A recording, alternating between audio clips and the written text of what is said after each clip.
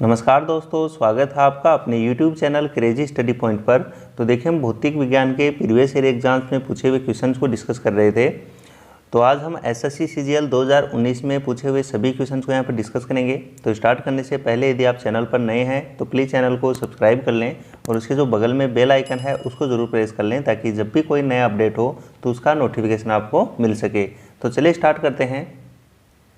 तो देखिए, पहला क्वेश्चन है कि भौतिकी का कौन सा नियम बताता है कि जब दो विद्युत आवेशों के बीच दूरी 2 गुनी हो जाती है तो उनके बीच का जो बल है वो उनके पूर्व मान से 1/4 हो जाता है। तो देखिए, जो दो आवेशों के बीच में जो बल होता है वो बराबर होता है F बराबर K/Q1 Q2 अपॉन R²। तो यहाँ पर देख सकते हैं, जो दो आवेशों के बीच लगने वाला विद्युत बल होता है F, वो उनके बीच की जो डिस्टेंस होती है उनके व्युत्क्रमानुपाती होता है। तो यदि हमने उनके बीच की जो दूरी है उसको यदि हम 2 गुना कर दें तो जो फोर्स है वो 1/4 हो जाएगा। जो फोर्स है वो क्या हो जाएगा, 1/4 हो जाएगा यदि उनके बीच की दूरी को हम क्या कर दें, 2 गुना कर दें। और इसको हम कूलाम के नियम से जानते हैं, तो बी ऑप्शन जो है इसका यहाँ पर करेक्ट आंसर हो जाएगा। अगला क्वेश्चन देखिए, उस भौतिक वैज्ञानिक का नाम बताइए जिसे न्यूट्रॉन की खोज का श्रेय दिया जाता है। 1932 की इस खोज के कारण उन्हें नोबेल पुरस्कार मिला। तो देखिए, न्यूट्रॉन की खोज का श्रेय जो है वो जेम्स चैडविक को जाता है। तो सी ऑप्शन जो है इसका यहाँ पर करेक्ट आंसर हो जाएगा। इसके अलावा देखिए, हम इलेक्ट्रॉन और प्रोटॉन का भी याद कर सकते हैं। तो एक छोटी सी ट्रिक होती है, ईंट पर नाच। ईंट पर नाच, तो इसे हम याद कर सकते हैं। इसे मतलब होता है इलेक्ट्रॉन। तो इलेक्ट्रॉन की जो खोज है वो थॉमसन ने की थी। ऐसे ही पर यहाँ पर देखिए, पैसे प्रोटॉन की जो खोज है वो रदरफोर्ड ने की थी। और ऐसे ही नाच देखिए, यहाँ पर एन से हो जाएगा न्यूट्रॉन, और न्यूट्रॉन की जो खोज है वो जेम्स चैडविक ने की थी। तो इस प्रकार हम याद कर सकते हैं। तो न्यूट्रॉन की खोज का जो श्रेय है वो जेम्स चैडविक को जाता है। सी ऑप्शन जो है इसका यहाँ पर करेक्ट आंसर हो जाएगा। अगला क्वेश्चन देखिए, एक अश्व शक्ति लगभग किसके बराबर होता है। तो देखिए, एक जो अश्व शक्ति है वो लगभग 746 वाट के बराबर होता है। तो ए ऑप्शन जो है इसका यहाँ पर राइट आंसर हो जाएगा।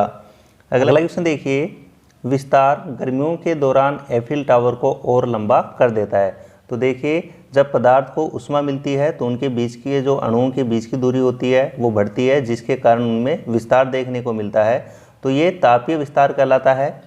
तो ऐसा जो होता है वो किसके कारण होता है, तापीय विस्तार के कारण होता है, जिसमें गर्मियों के दौरान जो एफिल टावर है उसकी लंबाई बढ़ जाती है। तो डी ऑप्शन जो है इसका यहाँ पर राइट आंसर हो जाएगा। इसलिए आपने देखा होगा कि जो रेल की पटरियाँ होती हैं उनके गर्मियों में इस विस्तार से बचने के लिए उनके बीच में कहीं कहीं पर गैप छोड़ा जाता है, जिसकी वजह से इसका जो प्रभाव है उस पर ना पड़े। अगला क्वेश्चन देखिए, जॉर्ज साइमन ओम, जिनके सम्मान में हमारे पास प्रसिद्ध ओम नियम है, वो किस देश के थे। तो देखिए, जो जॉर्ज साइमन ओम है जिन्होंने ओम का नियम दिया था वो जर्मनी के थे। और ओम का नियम हमारा होता क्या है, ओम का नियम होता है कि कोई भी यदि चालक तार है उसके सिरों पर जो विभवांतर होता है, उनके सिरों के बीच में जो विभवांतर होता है वो इस तार में प्रवाहित धारा के क्या होता है, समानुपाती होता है। जो किसी चालक तार के सिरों पर जो विभवांतर होता है वो उसमें प्रवाहित विद्युत धारा के क्या होता है, बराबर होता है। तो यहाँ पर यदि हम प्रोपोर्शन का साइन हटाएं तो V बराबर होता है IR, जहाँ पर जो R है उसको हम प्रतिरोध के नाम से जानते हैं। और प्रतिरोध का जो मात्रक होता है वो भी क्या होता है, ओम होता है। तो यही ओम का नियम होता है। तो ओम का नियम जिन्होंने दिया था जॉर्ज साइमन ओम, वो किस देश से बिलोंग करते थे, तो जर्मनी से इनका संबंध था। अगला क्वेश्चन देखिए, उस परिघटना जो प्रकाश के प्रकीर्णन से प्रेरित है का नाम क्या है, जिसमें पर्वत के शीर्ष भाग सूर्योदय और सूर्यास्त के आसपास एक गुलाबी या नारंगी वर्ण प्राप्त करते हैं। तो देखिए, इस घटना को हिम विभा या अल्पे नगलो हिम विभा को ही कहा जाता है, अल्पे नगलो। तो ये भी आपको ध्यान रखना है कि अल्पे नगलो या जो हिम विभा है ये क्या होती है कि जब सूर्य के प्रकाश की तरंगें पर्वत की चोटियों से परावर्तित होकर पर्यवेक्षक के नेत्रों से टकराती हैं तो उनके हल्के या सतरंगी रूप से वो दिखाई पड़ती हैं, जिस घटना को हम क्या कहते हैं, हिमविभा या अल्पेनगलो घटना कहलाती है।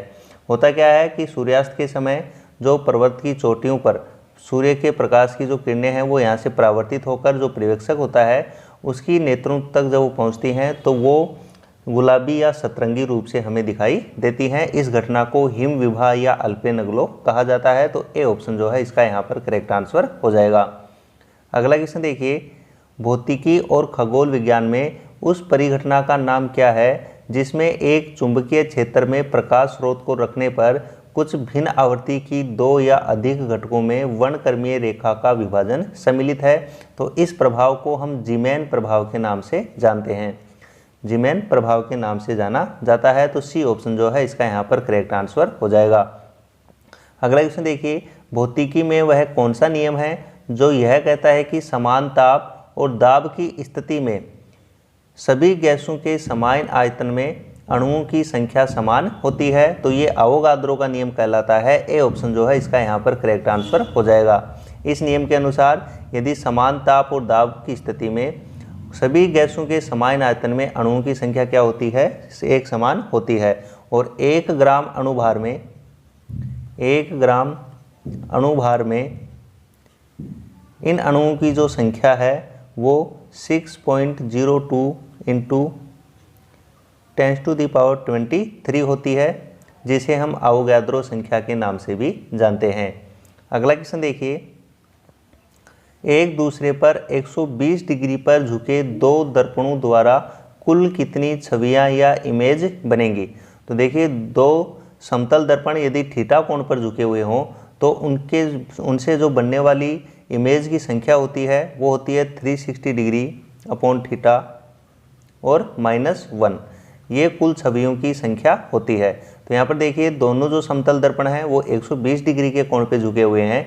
तो यहाँ पर थीटा की वैल्यू कितनी हो जाएगी, 120 हो जाएगी। तो 360 अपॉन 120 और ये हो जाएगा -1। तो ये से कैंसिल आउट होगा 3 बार और 3 में से यदि हम 1 माइनस कर दें तो कितना आएगा, 2। तो इस प्रकार 120 डिग्री पर झुके हुए दो समतल दर्पणों से कुल कितने इमेज बनेंगे, तो 2 इमेज यहाँ पर प्राप्त होंगे।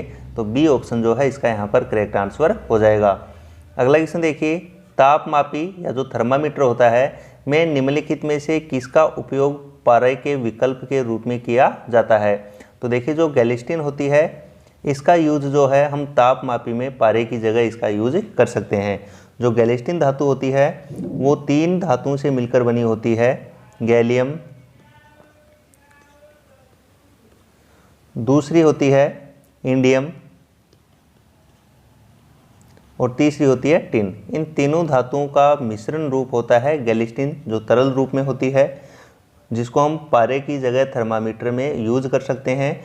और ये पारे वाले थर्मामीटर की तुलना में हमें सटीक जानकारी देती है। और दूसरी बात, ये गैर विषैली होती है और टूटने पर इसको सुरक्षित रूप से साफ करना भी क्या होता है, आसान होता है। तो थर्मामीटर में पारे की जगह पे हम गैलिस्टीन धातु का भी यूज कर सकते हैं। जो 3 धातुओं का मिश्र रूप होता है, कौन कौन सी, गैलियम, इंडियम और टिन। अगला क्वेश्चन देखिए, निम्नलिखित में से किसका गलनांक अल्पतम होता है। तो देखिए, जो टिन धातु है उसका जो गलनांक है वो क्या है, सबसे न्यूनतम है। अगला क्वेश्चन देखिए, एक लेंस की प्रकाशीय शक्ति या जो पावर है वो 2 डायोप्टर है। तो यहाँ डी का अर्थ क्या है। तो यहाँ पर देखिए, जो डी है वो डायोप्टर है, जो प्रकाशीय शक्ति का क्या होता है, मात्रक होता है। और जो प्रकाशीय शक्ति जो होती है वो क्या होती है, जो प्रकाशीय शक्ति होती है या लेंस की जो शक्ति होती है वो जो उसकी फोकस दूरी होती है उसका क्या होती है, इन्वर्स होती है। तो जो लेंस की शक्ति है वो क्या होती है, 1/f होती है। और इसका जो मात्रक होता है वो क्या होता है, डायोप्टर होता है। तो डी से मतलब यहाँ क्या है, डायोप्टर। तो बी ऑप्शन जो है इसका यहाँ पर करेक्ट आंसर हो जाएगा। अगला क्वेश्चन देखिए, निम्नलिखित में से किसका अपवर्तक सूचकांक क्राउन ग्लास के निकटतम है। तो देखिए, पहले तो अपवर्तक सूचकांक होता क्या है वो देखते हैं हम यहाँ पर। तो देखिए, अपवर्तक सूचकांक एक निर्वात में प्रकाश के वेग और किसी निर्दिष्ट माध्यम में प्रकाश के वेग के अनुपात के बराबर होता है। तो देखिए, निर्वात में प्रकाश का वेग क्या होता है, c, और यदि किसी माध्यम में प्रकाश का वेग v हो तो इनका जो अनुपात है वो अपवर्तन सूचकांक के नाम से जाना जाता है। तो देखिए, क्राउन ग्लास का अपवर्तन सूचकांक क्या होता है, 1 0.52 से 1.62 होता है और जो कनाडा बालसम होता है उसका 1.54 होता है। तो यहाँ पर देखिए दोनों का जो अपवर्तक सूचकांक है वो क्या है, लगभग बराबर है। तो यहाँ पर यही पूछा है कि अपवर्तन सूचकांक क्राउन ग्लास के निकटतम है, तो किसका है, कनाडा बालसम का। तो ए ऑप्शन जो है इसका यहाँ पर करेक्ट आंसर हो जाएगा। अगला क्वेश्चन देखिए, निम्नलिखित में से क्या रोधक नहीं है। तो यहाँ पर बात हम विद्युत रोधक की कर रहे हैं। तो देखिए कांच, एबोनाइट जो कि एक ठोस रबर होता है, और सूखा कागज, ये यहाँ पर कागज है, ये तीनों क्या होते हैं, विद्युत रोधक हैं। लेकिन जो पारा है वो विद्युत चालक होता है। तो सी ऑप्शन जो है इसका यहाँ पर करेक्ट आंसर हो जाएगा कि जो पारा है वो विद्युत रोधक नहीं है। अगला क्वेश्चन देखिए, निम्नलिखित में से कौन सा कथन असत्य है। तो असत्य कथन हमें यहाँ पर बताना है। तो देखिए वाष्पीकरण के कारण शीतलन होता है, तो ये बिल्कुल सही है। दूसरा है पदार्थ छोटे छोटे कणों से बना होता है, तो ये भी यहाँ पर बिल्कुल सही है। इसके अलावा देखिए पीतल जो है वो 30% जस्ते और 70% तांबे का मिश्रण होता है, तो ये भी बिल्कुल सही है कि जो पीतल मिश्र धातु जो होती है वो 30% जस्ते और 70% तांबे के मिश्रण से बनती है। अगला है कि दाब की मापनीय इकाई मीटर में निरूपित किया जाता है, तो ये यहाँ पर क्या है, गलत है, क्योंकि जो दाब है वो पास्कल जो है वो दाब की ऐसा इकाई होती है, लेकिन दाब की जो मापनीय इकाई है वो मीटर नहीं होती है। तो जो डी ऑप्शन है वो इसका यहाँ पर क्या हो जाएगा, गलत हो जाएगा। तो ये हमें पूछा था कि कौन सा कथन असत्य है, तो डी ऑप्शन जो है इसका यहाँ पर करेक्ट आंसर हो जाएगा। अगला क्वेश्चन देखिए, हवा में ध्वनि का वेग कितना होता है। तो देखिए हवा में जो ध्वनि का वेग है वो 343 मीटर पर सेकेंड स्क्वायर होता है। तो डी ऑप्शन जो है इसका यहाँ पर करेक्ट आंसर हो जाएगा। इसके अलावा देखिए जो आशुद्ध जल होता है या शुद्ध जो जल होता है उसमें ध्वनि का जो वेग है वो 1498 मीटर पर सेकेंड होता है।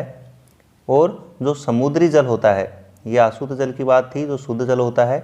इसके अलावा जो समुद्री जल होता है, समुद्री जल या जिसे हम नमकीन जल भी कह सकते हैं, उसमें जो ध्वनि का वेग है वो 1598 मीटर प्रति सेकंड होता है। ये भी आपको ध्यान रखना है, ये CHSL की एग्जाम में पूछा गया था।